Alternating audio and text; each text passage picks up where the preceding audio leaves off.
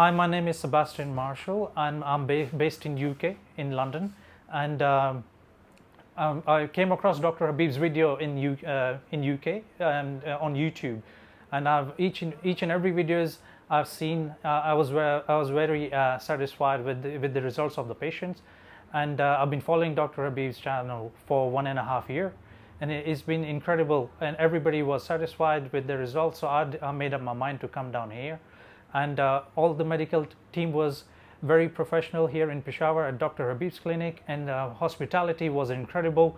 All the medical team was very professional, they were great, and they looked after me very well, and everything went smoothly.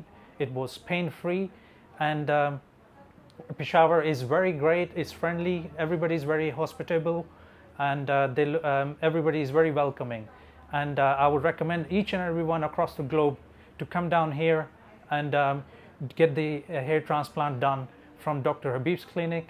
I've seen many results from Turkey. I wasn't satisfied with the result from people who got done, my friends, their transplant from Turkey.